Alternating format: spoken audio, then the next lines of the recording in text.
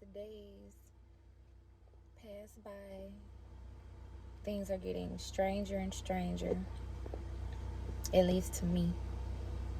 There's a lot that I'm still trying to comprehend in my journey. And one of those things is, um, I guess they would say, being in the wilderness. I've been feeling all sorts of emotions, saddened emotions, a lot of stress, a lot of pressure. And I try my best to isolate myself in it. And I don't know if maybe that's healthy, but that's what I've been doing to cope with the process. So I'm trying to help this make sense because I made a previous video that I uploaded on here as well.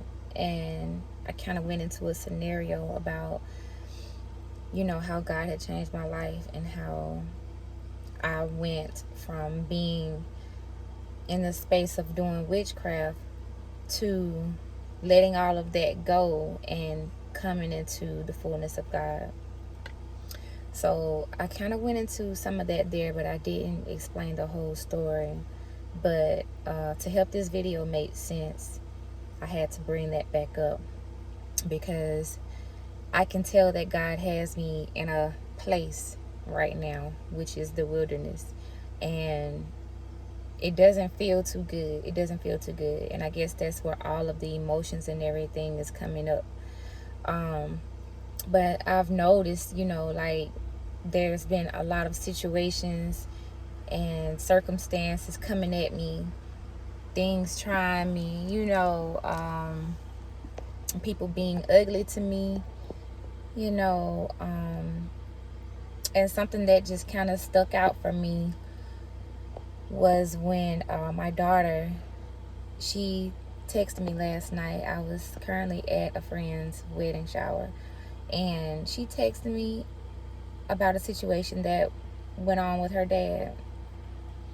And so I had to put that to the side so that I can focus on the celebration of my friend. And so today, when I spoke with her, she got into the story of telling me how her dad, which is my ex, of course, was telling her or was speaking about negative things regarding me. Speaking about how I'm into witchcraft and I invoke evil spirits, which I've never done, and was speaking like, I'm glad the things that I used to do to her, which was him being abusive towards me the entire time we were together. He was rectifying it and was like, I think she said that he stated that he should have killed me. And so she also said some other things that he stated, and he was like, I don't know what's going on with her, and she's this and she's that, and she ain't getting no child support money, and I guess she want to try to use your son, which is, he's talking about my grandson. She want to use your son because she ain't getting no child support and all of this type of stuff. And so I was kind of hurt by that. I was hurt by that because here I am. I have come a long way in just a year. I called myself moving to Florida, and I was with a narcissistic person, a man that I truly, truly loved. And he had done some hateful things to me. And so he left me, he left me in a very terrible state. He left me in a really messed up state. And I was away from home. I was away from everything. I didn't have anything, nothing but the furniture that we had moved there with. So that was his whole plan, was to dig a ditch for me and to drop me in it. And so I was instructed to come back to Alabama.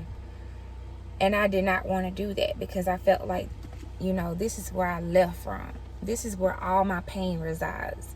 This is where all of the agony and the rejection and the people that hate me, this is where all of this lives. And I wanted to leave that behind. Florida has been calling me for so long, and I was trying to finally make my dream come true. I didn't know how I was going to do it, but I took a chance. I took a risk, and I just left.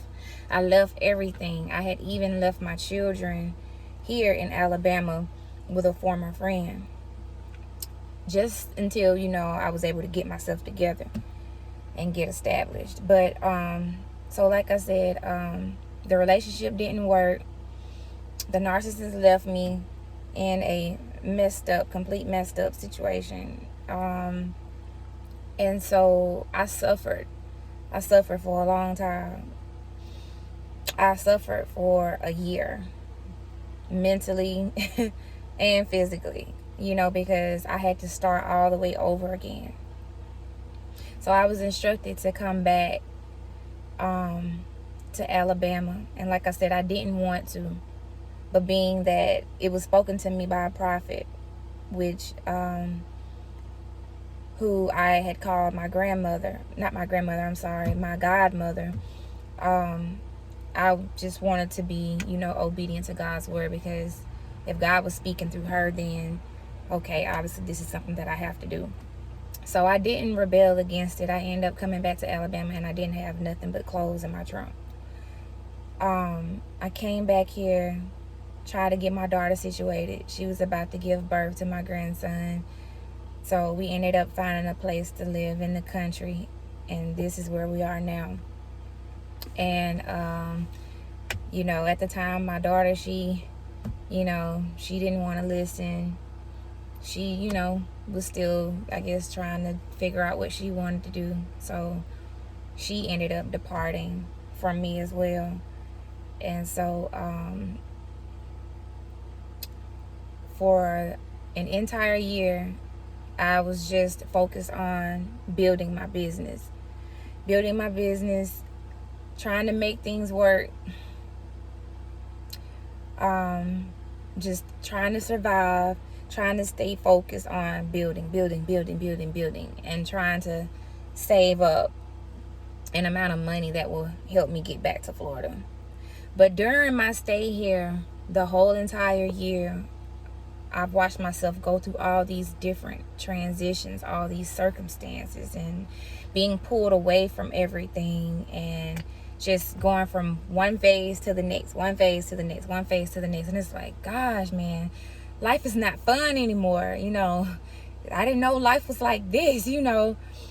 I'm just expecting things to be a little bit more smoother. I'm like, gosh, this is for a man to go through. Why should a woman have to go through something like this? Somebody that has tried all their entire life, somebody that has always tried to prove themselves in society, someone that is not lazy, someone that is hardworking, someone that is ambitious and very determined. And I'm like, I've always put my heart into every single thing that I've done.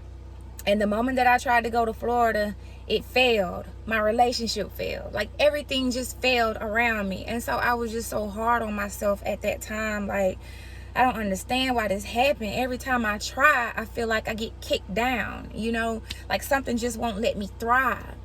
And so that was a part of my reason for going towards witchcraft, because I didn't know God.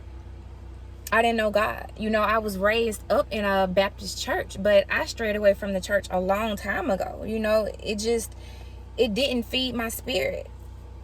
It didn't make me feel like I was getting something. So I was looking for knowledge elsewhere, I was looking for spiritual knowledge. And, that's another video. But all of these things that I've gone through the entire year, and then I've been equipping my son as well, because it's like he's been going through these phases with me. He is my business partner, he's 13.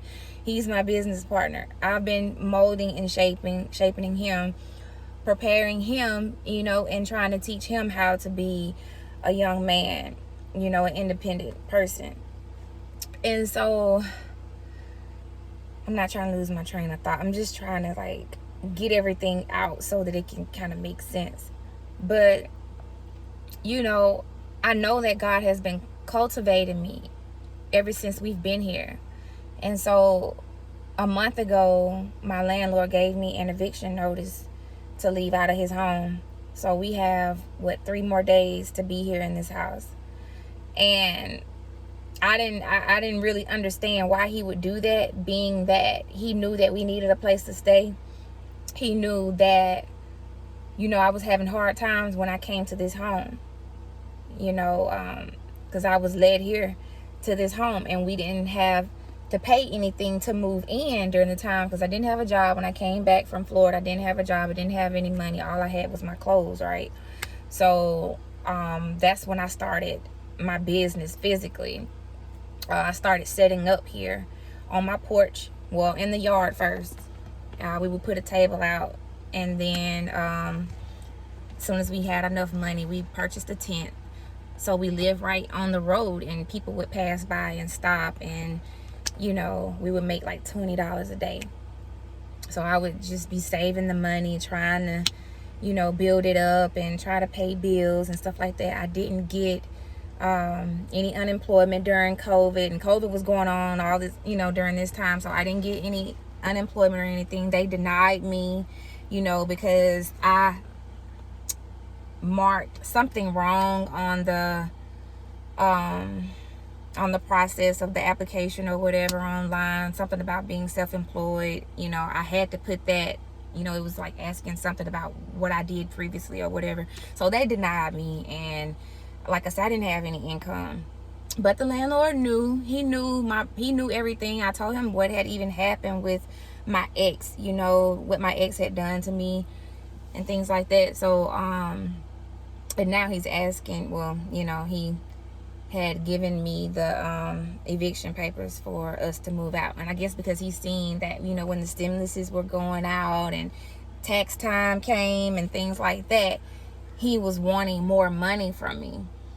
And he was also wanting something from me, like a relationship, or for me to like be one of these women that would just come down because I'm down on my luck. He thought that I was going to be one of those women to exploit myself to him, and that wasn't going to happen, you know. So this is his way of cornering me, like, okay, well, she's got to get out my house. She's making money here. She's doing a business here, but, you know, whatever. So we have 3 days to get out, and I have no clue where me and, you know, my son and my grandson, where we're going to go.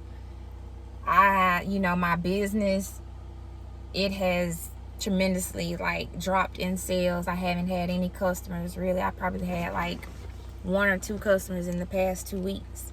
So I've noticed a change in my business. Like, everything is going downhill. I have to move, you know, and I'm trying to be supportive as a friend to, you know, my friend that's about to get married in less than a week. And it's like, dang, I got all of this stuff going on. And then here it is. My daughter came and told me this morning that her dad was talking reckless about me, and it really did hurt my feelings. But I can just tell now that it's a sign of something better to come. You know, even though I don't know where we're going, where we're going to stay, you know, I've got to book a U-Haul today before the day is over with. I've got to book a U-Haul to try to get this stuff out of here. And me and my son are just going to put our things in storage and just, you know, go live in a hotel. But this is all just to say that while being in the wilderness and being tested and being talked about, having, you know, strenuous situations to happen, all of these different things and circumstances, and you're feeling the pressure that is being put on you, and you don't know what to do with it. I just want to encourage somebody out there, you know, not to give up. Because I know myself, I'm a fighter. I used to be a physical fighter, but I'm a fighter when it comes to not giving up. I'm a fighter when it comes to just trying to push forward regardless of what's happening, regardless of what's going on. Because if you stop and don't do anything, if you don't make a move, you don't just lift up one foot at least, you won't get any results. And like I said, even with me not knowing what's our next move, not knowing how we're going to be able to survive living in a hotel, you know, because I know we're not going to have the money to just pay for a room every day. But I do have some money put back from my business that, you know, it'll last me for a while. But, you know, I was looking to take the money that I had saved up to help us move to Florida. So now that the plans have changed, it's just like, okay, God, I'm waiting to hear from you. I'm waiting for you to tell me what I need to do. I'm, you know, kneeling at your foot, and I'm just trying to listen to you and see what it is that you're wanting me to do right now. You know, that's my attitude about it. And so before I came out here in my car to make this video, I was watching a prophetic word on this lady's channel. I think her name is Lady Jeremiah. And I heard a word that she was given. And so it instantly connected with me. And then as soon as I got off that video from listening to it, it seems like I just kept hearing in my spirit, make a video, make a video, make a video. And so I tried to dismiss it, and I was like, okay, maybe that's not what I heard, you know, maybe it's just me. So I was hearing it again, make a video, make a video, make a video. And then so I you know, just look side out. I'm like, make a video about what? What am I gonna make a video on? I don't even make videos like that. You know, I've made a couple of videos on my business page on Facebook, and that's about it. And besides the video that I just made recently, that's on here. But I was like, make a video about what? So I just decided to get on here and tell someone about a part of my story. Somebody who is feeling like they're about to give up. Somebody who is feeling like they don't know what direction to go in. Someone who feels like they don't know how they're going to make it from this day to the next. For someone who's feeling like they don't have anybody by their side, that they know they can't trust anybody, and they know that other people are going to just do something and go and talk about them and make them look foolish or make them feel embarrassed. You know, for someone who just feel like there's no hope, I just want to tell you, just give it to the Most High. Ask God what it is that He is requesting for you to do in this season. The same thing that I have done. Even though I don't know where I'm going and how I'm going to go about it. I don't know where we're going to live. I don't know where, you know, God is taking my business. Even though my business has shrunken in the past week or two. Even though I feel all this pressure on me, and sometimes I feel like I want to explode. I feel like I'm just ready to run away from here. I feel like I'm ready to just break away and get away. I feel like I'm so ready to be in Florida right now. I'm like, forget Alabama. You know, I feel like I want all this weight up off of me to be uplifted, and I just want to be happy for a while, you know. But besides all of that, I know that I'm not going to give up. I know that I'm going to keep fighting this fight.